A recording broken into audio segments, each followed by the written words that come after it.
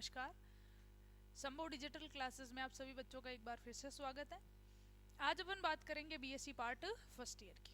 देखिए, BSc part first year के अंदर अपन ने कहा कि फर्स्ट यूनिट अगर अपन पढ़ रहे हैं तो यूनिट फर्स्ट ऑर्गेनिक केमिस्ट्री की, तो अपन ने कहा ऑर्गेनिक केमिस्ट्री की फर्स्ट यूनिट जो है वो अपनी चलती है कौन सी, रिएक्शन मैकेनिज्म। ठीक है, रिएक्शन मैकेनिज्म है, उसके अंदर मैंने आपको बताए थे कि क्या क्या पढ़ना है। तो अपन ने कहा रासायनिक अभिक्रियाएं क्या होती हैं, रासायनिक अभिक्रिया की क्रियाविधि। तो अपन ने कहा एक जो रिएक्शन है उसकी अगर अपन बात करें तो अपन ये पहली वाली क्लास में पढ़ चुके हैं कि रिएक्टेंट है उससे क्या बनाना है अपन को, प्रोडक्ट। तो क्रियाकारक से जो उत्पाद बनेगा ये क्या कहलाती है, अपनी एक अभिक्रिया कहलाती है। ठीक है, लेकिन मैंने आपको बताया था कि आपके सिलेबस के अंदर क्रियाकारकों के टाइप भी दे रखे हैं, जो अपन ने पढ़ चुके थे कि इलेक्ट्रोफाइल होते हैं और न्यूक्लियोफाइल होते हैं, इलेक्ट्रॉन्स नहीं और नाभिक्स नहीं। फिर ये भी कितने प्रकार के होते हैं, दो। ये भी कितने प्रकार के होते हैं, दो। लेकिन अब अगर मैंने अपन बात करें कि क्रियाकारक से उत्पाद कभी भी डायरेक्ट नहीं बनता है, बीच में कुछ क्या बनती है, स्पीसीज, जिनको अपन क्या कहते हैं, मध्यवर्ती। और मध्यवर्ती फिर किस में बदल जाते हैं, उत्पाद में। तो अपन ने कहा था कि अपने सिलेबस के अंदर इंटरमीडिएट्स दे रखे हैं, और इंटरमीडिएट्स कितने दे रखे हैं, 6 इंटरमीडिएट्स दे रखे हैं। सबसे फर्स्ट अगर बात करें तो पहला क्या दे रखा है, कार्बोकैटाइन। ठीक है, कार्ब धनायन, यानी जब कार्बन पे चार्ज कौन सा होता है, पॉजिटिव। दूसरा क्या दे रखा है, कार्ब एनाइन। कार्ब एनाइन की अगर बात करें तो कार्बन पे चार्ज कौन सा होता है, नेगेटिव चार्ज। थर्ड अगर अपन बात करें तो अपन ने कहा फ्री रेडिकल। ठीक है, कार्ब फ्री रेडिकल। तो अपन ने कहा कार्ब मुक्त मूलक क्या है, तो अपन ने कहा जब यहाँ पर कार्बन पे क्या पाया जाता है, एक अयुग्मित इलेक्ट्रॉन। फोर्थ अगर बात करें तो क्या पाई जाती है, कार्बीन। कार्बीन में क्या था अपने पास में, कार्बन पे दो क्या पाए जाते हैं, अयुग्मित इलेक्ट्रॉन। फिफ्थ अगर अपन बात करें तो क्या पाई जाएगी, नाइट्रीन। नाइट्रोजन जो है उस पे एक तो क्या पाया जाता है, पहले से लोन पेयर, और दो इसमें क्या पाए जाते हैं, अयुग्मित इलेक्ट्रॉन। और लास्ट जो है वो दे रखा है अपने क्या, बेंजाइन। बेंजीन क्या होती है, जब बेंजीन में क्या पाए जाते हैं, डबल बॉन्ड। और बेंजाइन का मतलब है जब बेंजीन में एक क्या पाया जाता है, ट्रिपल बॉन्ड पाया जाता है। ठीक है, तो ये सारी बातें तो अपनी हो चुकी थी, लेकिन बार बार जब अपन इनको पढ़ाते हैं तो आता है कि इनकी स्टेबिलिटी को बताइए। और स्टेबिलिटी को बताने के लिए अपन बताते हैं कि यहाँ पर क्या पढ़ते हैं, अपन इफेक्ट्स पढ़ते हैं। तो इफेक्ट्स जो थे वो मैंने पिछले वाले वीडियो में आपको नहीं बताए थे, और बहुत सारे कमेंट आ रहे थे कि आप इन इफेक्ट्स की एक अलग से क्या बना दीजिए, क्लास बना दीजिए।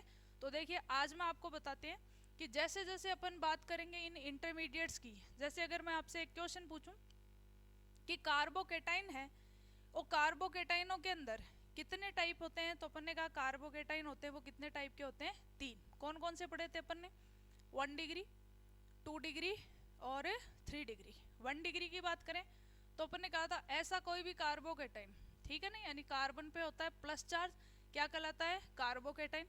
वो अन्य कितने कार्बन से जुड़ा हुआ होना चाहिए, एक। इसको क्या बोलते हैं, प्राइमरी या प्राथमिक या फिर 1 डिग्री कार्बोकेटाइन। 2 डिग्री की बात करें तो क्या लिखते हैं अपन, जब यहाँ पर कार्बन पे पॉजिटिव चार्ज होना चाहिए, लेकिन जिस कार्बन पे पॉजिटिव चार्ज है वो अन्य कितने से जुड़ा हुआ होना चाहिए, 2 से। तो क्या कहलाता है, सेकेंडरी, द्वितीयक, या फिर इसको अपन क्या बोलते हैं, 2 डिग्री। तीसरी बात आती है 3 डिग्री की। तो अपन ने कहा ऐसा कोई भी कार्बन जिसपे पॉजिटिव चार्ज होना चाहिए और वो अन्य कितने से जुड़ा होना चाहिए, 3 से, क्या कहलाता है, तृतीयक, टर्सरी, या फिर इसको अपन क्या बोलते हैं, 3 डिग्री कार्बोकेटाइन। ठीक है, तो अपन ने जैसे कार्बोकेटाइन पढ़ा तो पहला ही क्वेश्चन आता है इनका स्टेबिलिटी ऑर्डर। तो देखिए, स्टेबिलिटी ऑर्डर की अगर अपन बात करते हैं तो अपन ने कहा इनका स्थायित्व है, कैसे देखते हैं, तो अपन ने कहा 1 डिग्री की बजाय 2 डिग्री, 2 डिग्री की बजाय 3 डिग्री। कारण अपन देते हैं कि यहाँ पर कौन सा इफेक्ट देखते हैं, प्लस आई, ये इसको क्या दे रहा है, इलेक्ट्रॉन। लेकिन यहाँ इलेक्ट्रॉन देने वाले की संख्या कितनी है, 2, तो प्लस आई इफेक्ट कितने हो गए, 2। यहाँ पर कितने हैं, 3, तो प्लस आई इफेक्ट हो गए 3। तो अपन ने कहा जहाँ जितने ज्यादा इलेक्ट्रॉन देने वाले हैं वो स्थायित्व में उतनी क्या कर देते हैं, वृद्धि। तो कार्बोकेटाइन की स्टेबिलिटी का ऑर्डर आता है 1 डिग्री से 2 डिग्री, 2 डिग्री से 3 डिग्री। तो यहाँ पर देखिए ये जो इफेक्ट है, यानी जो आई इफेक्ट है, इंडक्टिव इफेक्ट या जिसको प्रेरणिक प्रभाव बोलते हैं, ये फिर है क्या। तो आज अपनी यही क्लास होने वाली है कि जब भी अपन किसी मध्यवर्ती की स्टेबिलिटी देखते हैं तो वहां पे इफेक्ट है, वो इफेक्ट कितने टाइप के होते हैं। देखिए सिंपल सी चीज है कि अपने यहाँ पर जितने भी इंटरमीडिएट हैं या अपन कहें रिएक्टेंट्स कितने टाइप के हैं, दो। तो अपन ने कहा दो टाइप के कौन से हैं, एक को तो है इलेक्ट्रोफाइल या इसको बोले इलेक्ट्रॉन स्नेही।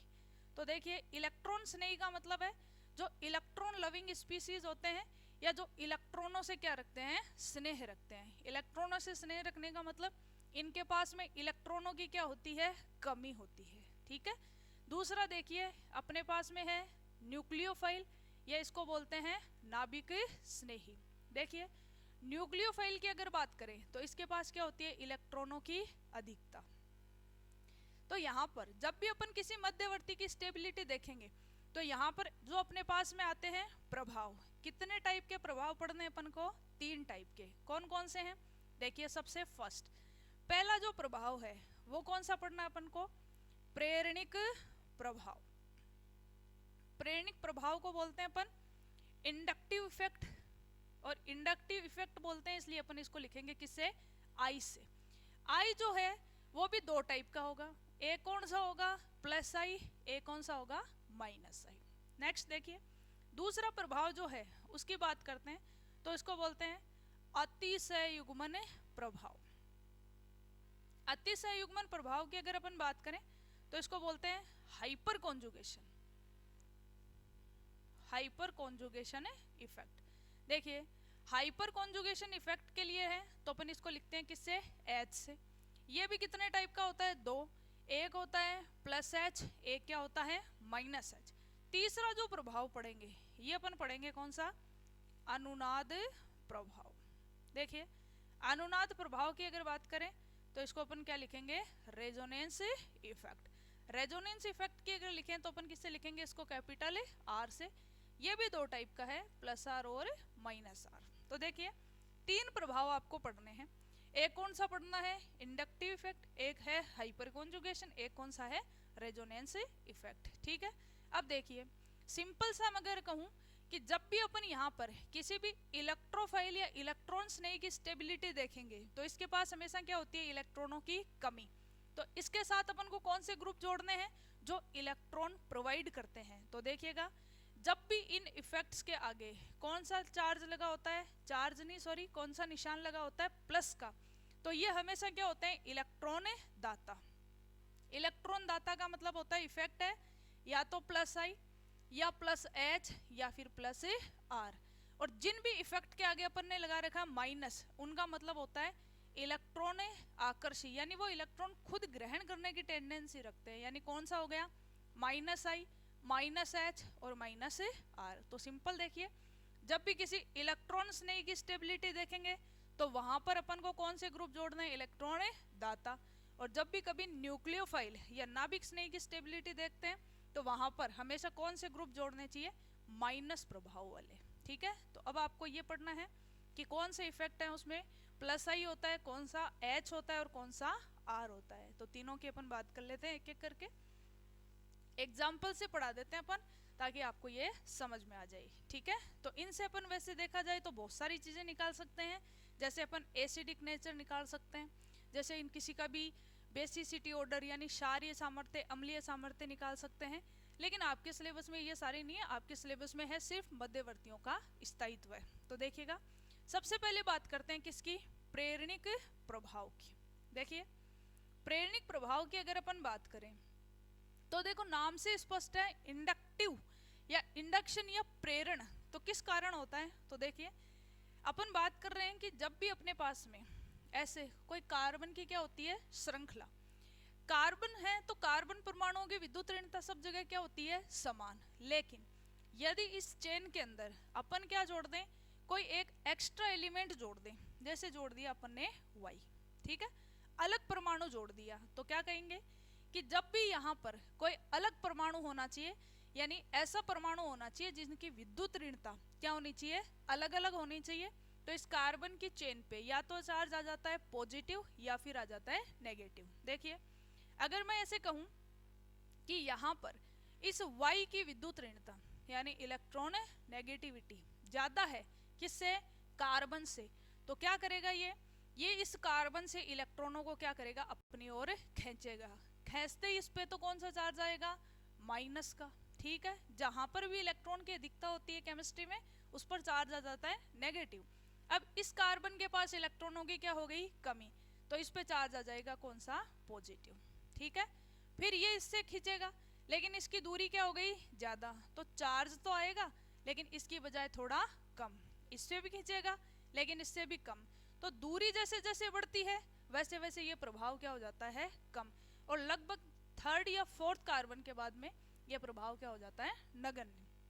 तो देखिए क्या कहेंगे, प्रेरणिक प्रभाव में क्या कह रहे हैं कि यहाँ पर कार्बन की श्रृंखला में कोई एक ऐसा परमाणु जुड़ा हुआ होना चाहिए जिसकी विद्युत ऋणता क्या होती है, कार्बन से डिफर होनी चाहिए। या दूसरे तरीका भी है, अपन ने कहा ये कार्बन की श्रृंखला थी लेकिन इसमें कोई ग्रुप जोड़ दिया जैसे जेड। ठीक है, अपन ने पहले इसकी विद्युत ऋणता ज्यादा रखी थी, इस बार कम रख लेते हैं। तो अपन कहे जेड की विद्युत ऋणता जो है वो कम है, किससे, कार्बन से। तो इससे कौन खींचेगा आपकी बार, कार्बन। तो कार्बन की तरफ इलेक्ट्रॉन आ रहे हैं तो इस पर चार्ज आ जाएगा नेगेटिव, इस पर भी नेगेटिव, इधर भी नेगेटिव। लेकिन ध्यान रखेंगे जैसे जैसे दूरी बढ़ रही है वैसे वैसे नेगेटिव चार्ज कम, और इस पे कौन सा चार्ज आ जाएगा, पॉजिटिव। ठीक है, तो देखिए जब भी कोई ऐसा ग्रुप जुड़ा हुआ हो जो कार्बन को इलेक्ट्रॉन देता है तब तो इफेक्ट कौन सा माना जाता है उसका, प्लस आई। और अगर यहाँ पर कोई ऐसा ग्रुप जुड़ा हुआ है जो इलेक्ट्रॉनों को ग्रहण कर लेता है तो ये कौन सा कहलाता है, माइनस आई। तो प्रेरणिक प्रभाव कितने टाइप के हो जाते हैं, दो। तो पहली चीज देखिए, प्रेरणिक प्रभाव कब होगा, तो अपन ने कहा जब यहाँ पर कम से कम क्या होना चाहिए, ऐसा परमाणु उपस्थित होना चाहिए जिनकी विद्युत ऋणताएं क्या होती हैं, अलग होती हैं। अगर समान विद्युत ऋणता होगी तो वहां पे कोई भी प्रभाव कार्य नहीं करेगा। तो अपन ऐसे लिस्ट बना दें इसकी कि प्रेरणिक प्रभाव है वो कितने टाइप का होता है, दो। एक कौन सा है, प्लस आई, एक कौन सा है, माइनस आई। प्लस आई का मतलब लिख सकते हैं अपन इलेक्ट्रॉन दाता, माइनस आई का मतलब इलेक्ट्रॉन ग्राही। सही है, तो अब अपन बात करें इनकी। तो प्लस आई के अंदर देखिए एग्जाम्पल कौन कौन से आते हैं, तो याद रखना है आपको जितने भी एल्किल ग्रुप हैं। ठीक है, जितने भी एल्किल ग्रुप का मतलब है जैसे आपको दे दे CH3, जैसे दे दे C2H5, या सिंपल अपन लिख दे कोई भी R। ठीक है, तो ये सारे ग्रुप जहां पर भी जुड़ते हैं ये हमेशा इलेक्ट्रॉन दाता होते हैं। इलेक्ट्रॉन दाता होते हैं तो यहाँ पर इनका प्रभाव कौन सा माना जाता है, प्लस आई। बात करें इनके माइनस आई, कार्बन से विद्युत ऋणता क्या है, ज्यादा। तो अपन ने कहा ज्यादा की बात करें तो जैसे हो गया OH समूह है, जैसे साइनाइड, या जैसे ले लिया हेलोजन फैमिली, यानी अपने पास में फ्लोरीन, क्लोरीन, ब्रोमीन या फिर आयोडीन। जब भी ये ग्रुप जुड़ते हैं ये हमेशा क्या करते हैं, सहसंयोजक बंध के इलेक्ट्रॉनों को अपनी ओर खींचने की टेंडेंसी रखते हैं, इसलिए यहाँ पर ये इलेक्ट्रॉन ग्राही होते हैं, इसलिए इनका इफेक्ट कौन सा माना जाता है, माइनस आई। एक एग्जाम्पल देखिए, जैसे अभी मैंने बताया था कि स्टेबिलिटी ऑर्डर निकालना था अपन को कार्बोकैटाइनों का, तो अपन ने कहा एग्जाम्पल लिखा था CH3 CH2+, दूसरा लिखा था अपन ने 2 degree carbocation CH3 CH3 CH2+। ठीक है, इसके बाद में अपन ने लिखा था CH3 CH3 CH3, ये क्या लिखा था अपन ने, कार्बन प्लस। तो अपन से पूछ ले कार्बोकैटाइनों के स्थायित्व का क्रम बताइए, तो देखिए सब कार्बन पे पॉजिटिव चार्ज है, और केमिस्ट्री में पॉजिटिव होने का मतलब इलेक्ट्रॉनों की क्या है, कमी।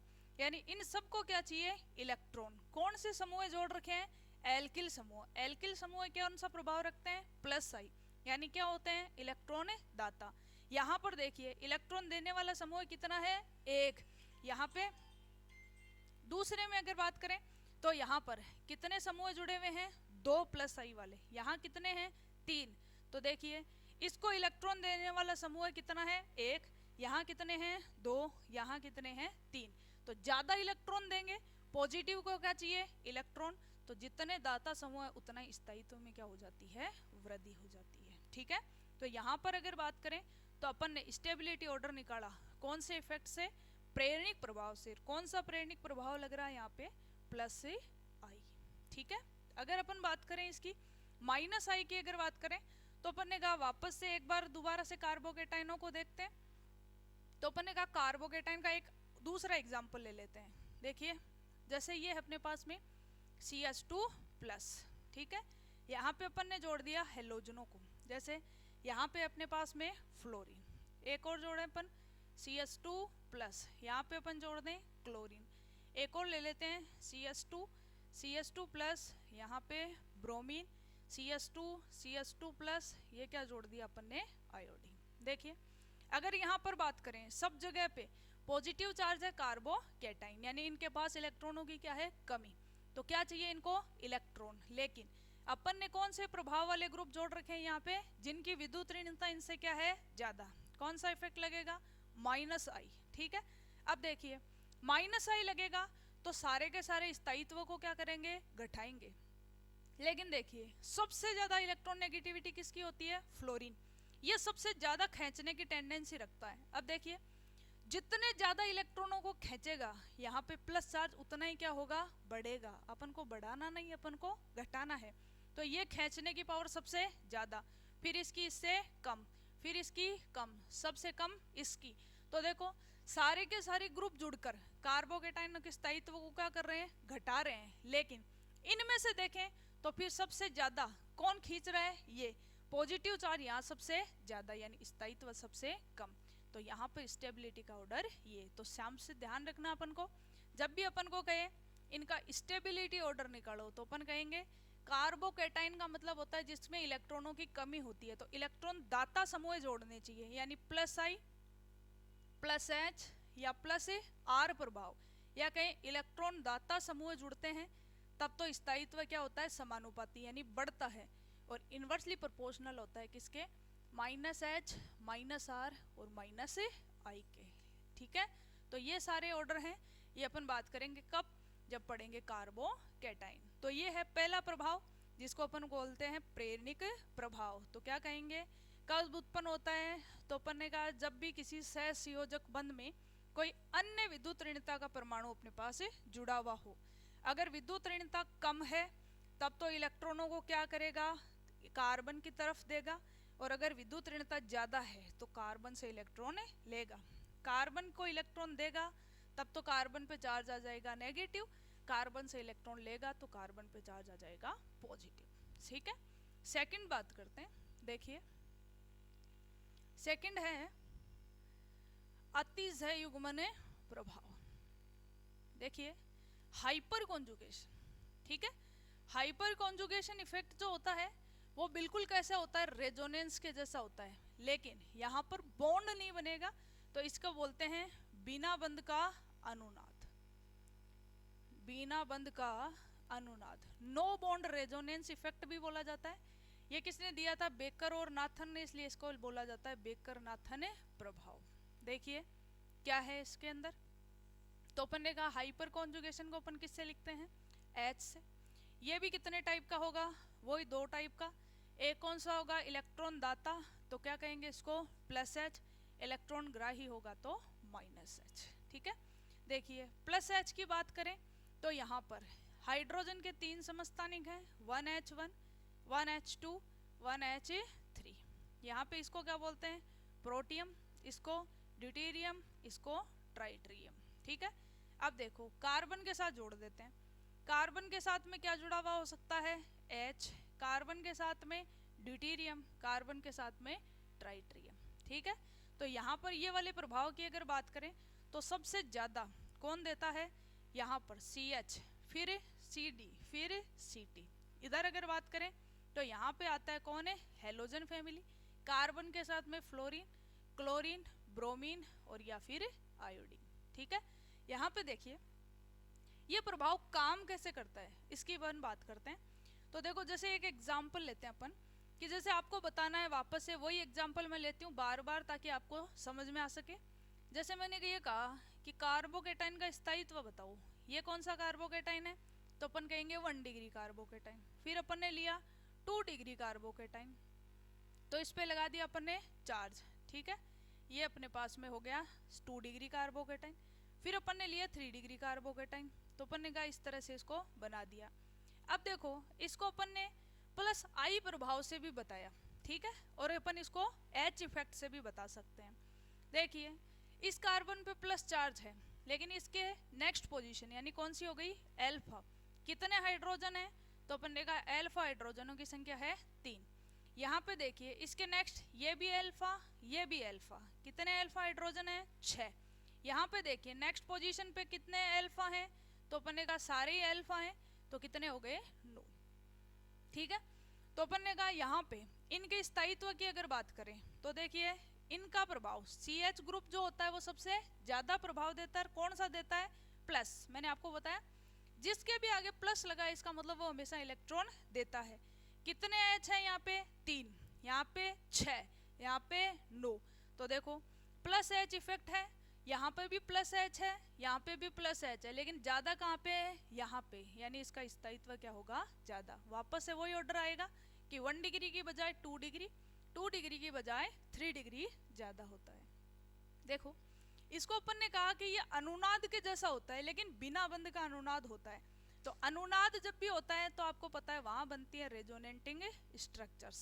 देखिए कहीं पर भी अनुनादी संरचनाएं कितनी बनती हैं, तो इसका एक फॉर्मूला है कि कंपाउंड में जितने भी अल्फा हाइड्रोजन है उससे एक ज्यादा क्या बनेगी, अनुनादी संरचना। देखिए यहाँ अल्फा हाइड्रोजनों की संख्या कितनी थी 3, तो यहाँ पर अनुनादी संरचनाएं कितनी बनेंगी 4, यहाँ पर 7, यहाँ पर 10।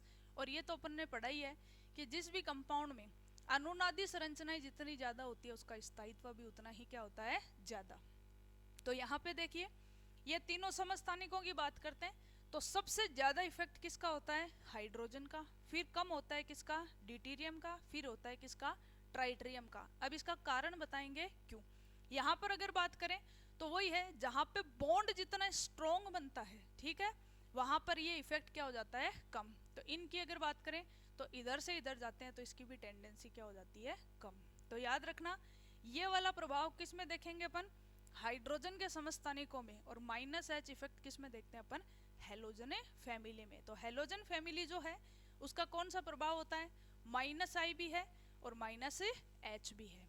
अब देखिए अगर अपन बात करें इस वाले की तो अपन ने कहा अपने पास में है CH3 CH2+। आपने लिखा है कि इसके अंदर कितने अल्फा हाइड्रोजन है 3, और इसकी अनुनादी संरचनाएं कितनी बनेंगी 4। कैसे बनेंगी, देखिए यहाँ पे इन तीनों हाइड्रोजनों को मैं ऐसे लिख दूं H H और H। ये क्या है अपने पास 1 डिग्री कार्बोकैटायन। देखिए अनुनादी संरचनाएं बनाते हैं तो इस तरह के एरो का निशान का प्रयोग किया जाता है। कैसे बनेगी, देखिए कार्बोकैटायन का मतलब है इसमें कार्बन के पास इलेक्ट्रॉन की क्या है, कमी। तो अपन ने कहा कि नेक्स्ट पोजीशन है ये अल्फा, इस पे जो भी हाइड्रोजन है ये हाइड्रोजन अपने बंध के इलेक्ट्रॉन किसको दे देता है, इसी कार्बन को। जैसे इस बंध का इलेक्ट्रॉन आ जाए इधर, तो देखो H के पास तो एक ही इलेक्ट्रॉन था वो भी दे दिया, तो इस पे चार्ज आ गया कौन सा, पॉजिटिव। मैं दोबारा बता देती हूँ, केमिस्ट्री में इलेक्ट्रॉन की कमी होती है उस पे कौन सा चार्ज लगा देते हैं, पॉजिटिव। अब देखिए यहाँ पे क्या बन गया, कार्बन, इधर क्या है हाइड्रोजन, इधर भी हाइड्रोजन। जैसे इधर आया इन दोनों के बीच में डबल बॉन्ड, यहाँ कितने हाइड्रोजन थे 2। देखिए अष्टक को पूरा करने के लिए कितने इलेक्ट्रॉन चाहिए 8, और एक बंध में कितने इलेक्ट्रॉन होते हैं 2। इस कार्बन ने कितने बंध बना रखे हैं 1 2 3 4, तो इसके पास टोटल इलेक्ट्रॉन कितने हो गए 8। इसकी बात करें 2 हाइड्रोजन और 2 बॉन्ड, टोटल इलेक्ट्रॉन कितने हो गए 8, बॉन्ड कितने हैं 4। इसका अष्टक क्या हो गया पूरा, इस पे कहीं पे भी पॉजिटिव चार्ज लगाने की आवश्यकता नहीं है। नेक्स्ट अनुनादी संरचना देखो कि जब ये वाला हाइड्रोजन इसको इलेक्ट्रॉन दे सकता है तो ये वाला भी दे सकता है। तो अगर इसका इलेक्ट्रॉन निकाल दें तो अगली अनुनादी संरचना कैसे बना सकते हैं कि ये 2 हाइड्रोजन तो ऐसे ही रह जाएं और यहाँ पे डबल बॉन्ड और ये CH2, ठीक है। कार्बन का इलेक्ट्रॉन क्या हो गया, इलेक्ट्रॉनिक विन्यास क्या हो गया पूरा। या फिर अपन बात करें कि ये तो तीनों हाइड्रोजन एक जैसे ही हैं, तो ये दे सकता है तो ये भी दे सकता है। तो अपन ने कहा इस वाले हाइड्रोजन से इलेक्ट्रॉन ना लेके इससे ले लें H पे प्लस और डबल बॉन्ड CH2। तो देखो कितनी स्ट्रक्चर हो गई, 1 या फिर 2 या फिर 3, और ये कौन सी हो गई 4। तो टोटल अनुनादी संरचनाएं कितनी होती हैं, जितने अल्फा हाइड्रोजन होते हैं उससे एक ज्यादा। अब देखो बिना बंध का अनुनाद क्यों कहते हैं, तो अपन कहेंगे अगर आप इन स्ट्रक्चर्स को देखो तो आपको ऐसा लगेगा कि एक बार ये बंध टूट गया, फिर ये वाला बंध टूट गया, एक बार ये, तो यहाँ पे अनुनाद तो है लेकिन बंद नहीं है, इसलिए इसको क्या बोलते हैं, बिना बंद का अनुनाद। अब बात आती है कि यहाँ पर इसका इफेक्ट सबसे ज्यादा क्यों है। तो देखिए इसका इफेक्ट इसलिए ज्यादा है क्योंकि ये जो समस्थानिक है, ये अभी बताया था 1H1 है, ये 1H2 और 1H3। ये समस्थानिक कैसा है, भारी समस्थानिक है। तो कार्बन और हाइड्रोजन का बंध, कार्बन और ड्यूटेरियम का बंध, कार्बन और ट्राइट्रियम का बंध, तो ये समस्थानिक कौन सा है, भारी, यानी ऊपर से नीचे जा रहे हैं तो समस्थानिक भारी है। भारी समस्थानिक हमेशा कैसा बंध बनाता है, मजबूत। और इसमें क्या करना है, इस बंध को तोड़ना है। तो देखिए मजबूत बंध को तोड़ने के लिए एनर्जी क्या लगती है, ज्यादा। बंध जितना मुश्किल से टूटता है, ये इलेक्ट्रॉन उतनी ही मुश्किल से इधर आएंगे, और इधर जितने मुश्किल से आते हैं उतना ये प्रभाव क्या लगता है, कम। इसलिए सबसे ज्यादा किसमें लगता है, CH बंध में, फिर CD बंध में, फिर CT बंध में। ठीक है, तो ये अपने पास में सेकंड हाइपर कॉन्जुगेशन इफेक्ट। तो ध्यान रखना अपन को प्लस H जोड़ना है जहां पर इलेक्ट्रॉनों की क्या हो, कमी, और माइनस वाले इफेक्ट कहाँ लगाने हैं, जहां पर इलेक्ट्रॉन क्या हो, ज्यादा। इलेक्ट्रॉन कम होते हैं उनको बोलेंगे इलेक्ट्रॉन्स नहीं, इलेक्ट्रॉन ज्यादा हैं उनको क्या बोलेंगे, नाभिक्स नहीं। तो चाहे प्लस I से निकालो चाहे प्लस H से निकालो, कार्बोकेटाइन का स्थायित्व का ऑर्डर वही आएगा, 1 डिग्री से 2 डिग्री ज्यादा, 2 डिग्री से 3 डिग्री ज्यादा। चलिए तीसरा प्रभाव पढ़ लेते हैं, अनुनाद प्रभाव। देखिए अनुनाद प्रभाव को रेजोनेंस से लिखेंगे, यानी R। तो अपन ने कहा अनुनाद प्रभाव भी वही है, दो टाइप के होंगे, एक होगा प्लस R, एक होगा माइनस R। प्लस R का मतलब वही है, प्लस जिसके भी आगे लगा है इसका मतलब वो इलेक्ट्रॉन दाता है, माइनस वाला है इलेक्ट्रॉन ग्राही। देखिए सबसे पहले अगर बात करें अनुनाद कैसे है, तो अपन ने कहा अनुनाद की अगर कंडीशंस की बात करें तो अपन ने कहा यहाँ पे अगर डबल बॉन्ड के बीच में देख रहे हैं तो अपन ने कहा दो डबल बॉन्ड के बीच में कितना सिग्मा होना चाहिए, 1, जैसे 1,3-ब्यूटाडाइन। ठीक है, ये है। तो अपन ने कहा ये बॉन्ड इधर खिसकेगा तो ये इधर खिसक सकता है, यानी दो डबल बॉन्ड के बीच कितना सिग्मा होना चाहिए, 1। अगर आपने इस तरह से लगा दिया CH2 carbon double bond CH2, तो यहाँ पर ये वाला अनुनाद नहीं हो सकता, तो अपन कहेंगे यहाँ पे अनुनाद नहीं होगा। तो अनुनाद होने के लिए क्या कहेंगे, दो डबल बॉन्ड के बीच में 1 सिग्मा होना क्या है, जरूरी है। ठीक है, जरूरी नहीं है कि दोनों तरफ डबल बॉन्ड हो, एक तरफ लोन पेयर भी हो सकता है, पॉजिटिव चार्ज भी हो सकता है, नेगेटिव भी हो सकता है, फ्री इलेक्ट्रॉन भी हो सकता है। ठीक है, लेकिन कंडीशन यही है कि इन दोनों के बीच में कितना सिग्मा होना चाहिए, 1। जैसे अगर बात करें अपन प्लस R की, तो कहेंगे कि जब भी अगर अपन यहाँ पे डबल बॉन्ड्स की बात करें तो उदाहरण ले लेते हैं किसका, बेंजीन का, क्योंकि बेंजीन में कितने डबल बॉन्ड हैं, 3। तो अपन ने कहा प्लस R का मतलब है वही वापस से इलेक्ट्रॉन दाता समूह है। ठीक है, तो क्या कहेंगे कि बेंजीन के साथ में यहाँ पे कोई भी ग्रुप है Z, तो Z क्या होना चाहिए, तो कहें कम से कम उस पर क्या उपस्थित होना चाहिए, लोन पेयर उपस्थित होना चाहिए, या फिर कोई डबल बॉन्ड हो सकता है। तो जैसे लोन पेयर की बात करें तो सबसे एग्जाम्पल आता है कौन, ऑक्सीजन। ठीक है, जैसे OR फैमिली, या अपन बात करें SH, या बात कर दें SR, क्या उपस्थित हैं, लोन पेयर, जैसे अमोनिया, जैसे 1 डिग्री अमीन RNH2, या फिर बात करें 2 डिग्री एमीन, या लिख दें 3 डिग्री एमीन। यानी कम से कम क्या उपस्थित होना चाहिए, एक लोन पेयर उपस्थित होना चाहिए। इनको जब भी बेंजीन के साथ जोड़ते हैं तो ये बेंजीन को इलेक्ट्रॉन देती हैं, और इसका इफेक्ट कौन सा माना जाता है, प्लस R। यहाँ पर अगर बात करें तो ये सारे के सारे क्या होते हैं, इलेक्ट्रॉन ग्राही।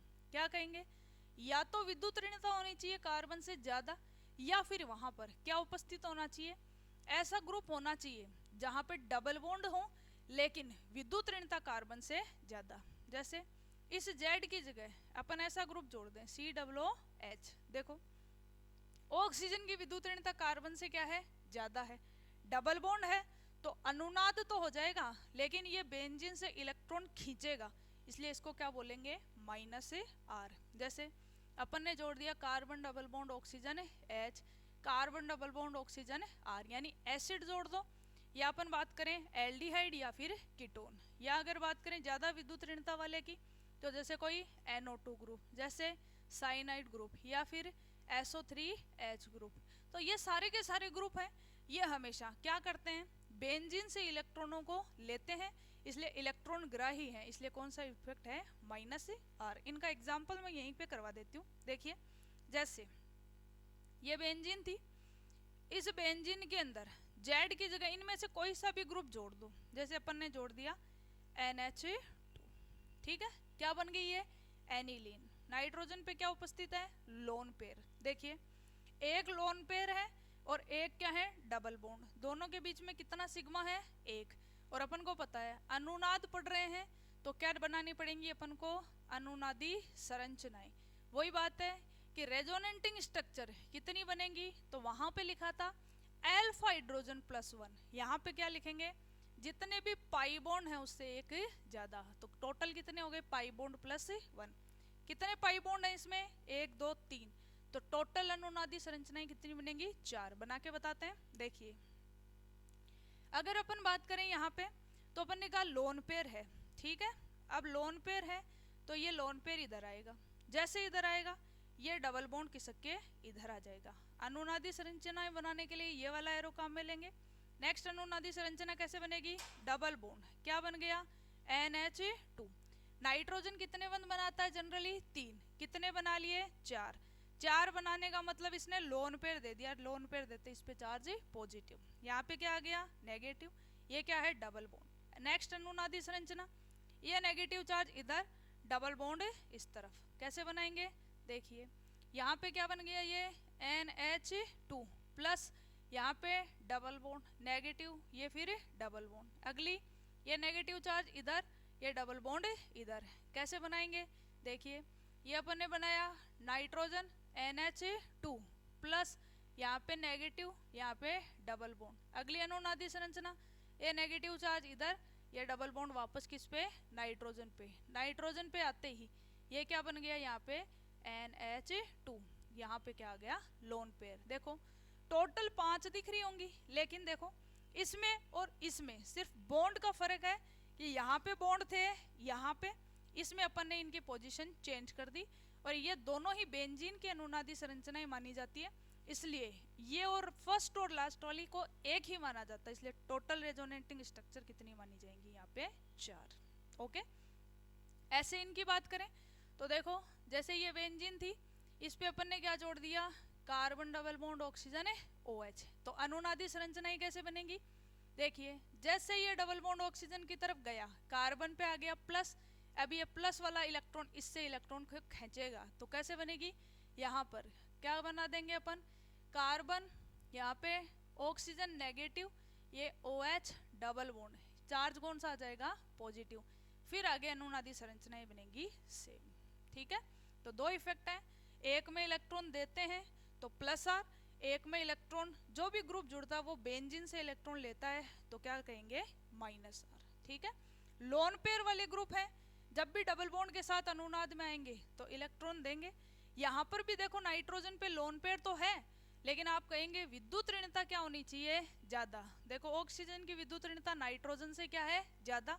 जैसे इसको बेंजीन के साथ जोड़ेंगे क्या आ जाएगा, यहाँ पे कार्बन, कार्बन की विद्युत ऋणता है वो नाइट्रोजन से क्या होती है, कम, तो ये वाला इलेक्ट्रॉन को खींचेगा। ओके, तो अब अपन पढ़ लेते हैं एक एग्जांपल वापस से, वही है अपने पास में, कार्बोकेटाइन के स्टेबिलिटी की बात कर रहे थे।